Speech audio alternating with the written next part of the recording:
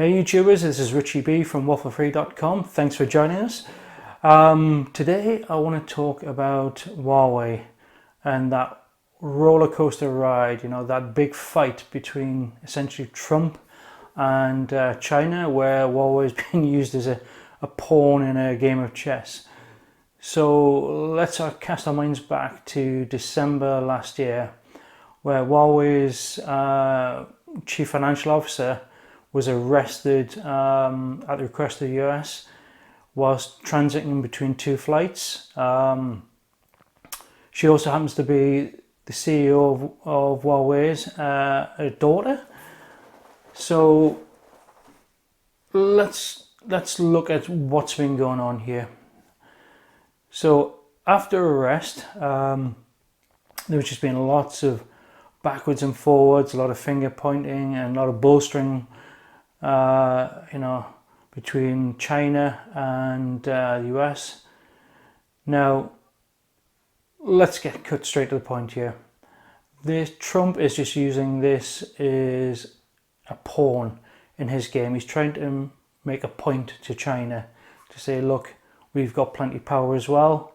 You think you've got all the power in trade, but look, this is what we can do, and we can hurt you pretty bad.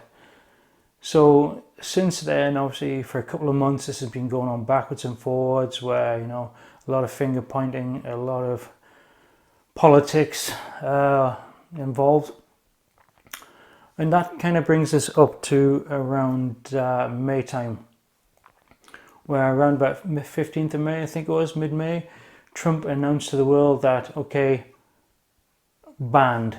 Huawei, you're banned. That's it. We're not going. No one's allowed to do trade with Huawei anymore.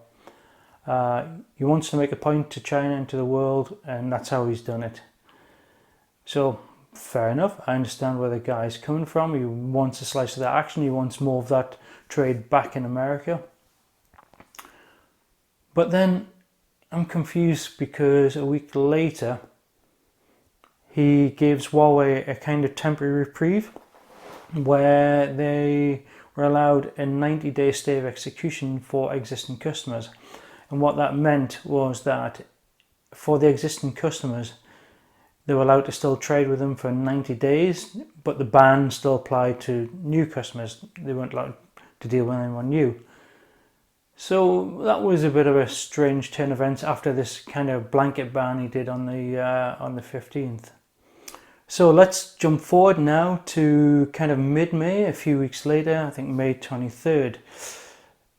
Trump makes yet another strange announcement saying that he's open to doing trade with Huawei. This is yet again another 180 turnaround on his previous stances. This guy, he's just making more 180s than a local skateboard competition at this point. It's getting ridiculous.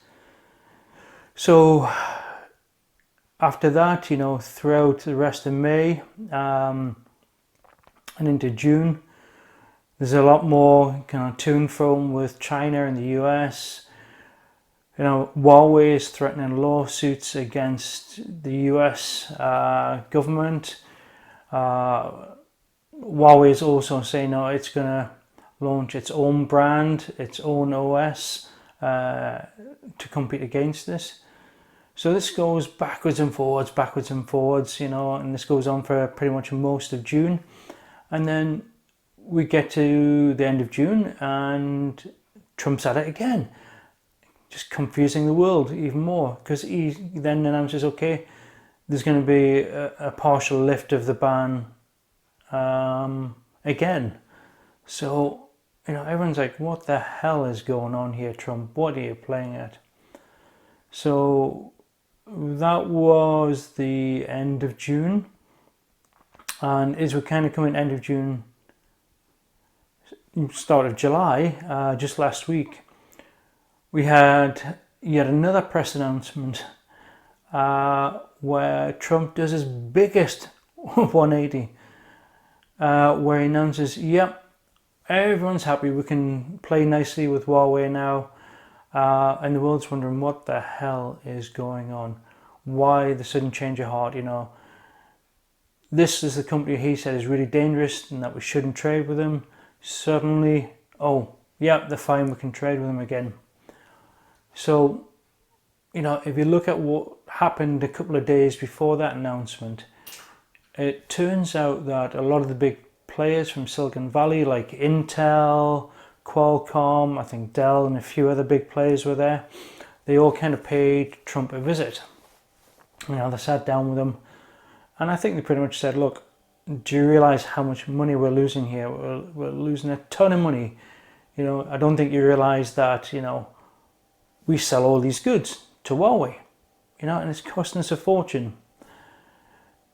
Now, the Trump administration denies that that visit had anything to do with his decision, but it seems hardly coincidental that the big players from Silicon Valley rock up on his doorstep, you know, kick off with him and say, look, we're losing money hand over fist. You need to sort this out and sort it out now. Then a couple of days later, this guy does a 180 again, saying, oh yeah, we can all play nicely. So, you know, everyone has a big sigh of relief. I certainly do. Me personally, I'm a Huawei phone owner. I've got the Mate 20 Pro, which I'm using to film this. And I thought, great, I'll be able to get all the updates. There won't be any problems. You know, and my phone's no longer worth like $2 anymore. If, you know, if they're allowed to do trade with Huawei again, which meant basically Android and all the updates, and the Android Q, the next version, was back on the table. So I think everyone had a big sigh of relief. So that's great. And then today, another 180 again. I mean, Jesus Christ, how many 180s does this guy want to do? I mean, how is he not dizzy and falling over from all these 180s? So today, there has been an announcement that the US government told all its US companies that no, we're not doing trade with the US, to still treat them almost as the enemy. So I do not know what's going on. My head is spinning trying to follow this. Don't know about you guys out there. So I'd love to know your thoughts. Please leave some comments down below. Let me know what you think. Let me know if you think it's going to do a 180 again. Do you think it's going to end with Trump allowing Huawei? Do you think it's going to end with Huawei being completely banned? Me personally, I think Trump's essentially a bit of an idiot, and yeah, he's using Huawei as a chess piece in this trade war that he has with China, but he's not really sending a good message. You know, every 2 minutes he's changing his mind. So let me know your thoughts. Leave the comments down below. Love to hear from you guys. So as usual, if you liked my video, give me the big thumbs up. If you hate my video, the big thumbs down is for you. Please as well, if you like the video, please subscribe. Help me out with this channel, and hit that bell icon for notifications of my next videos. And thanks for watching. Catch you again soon.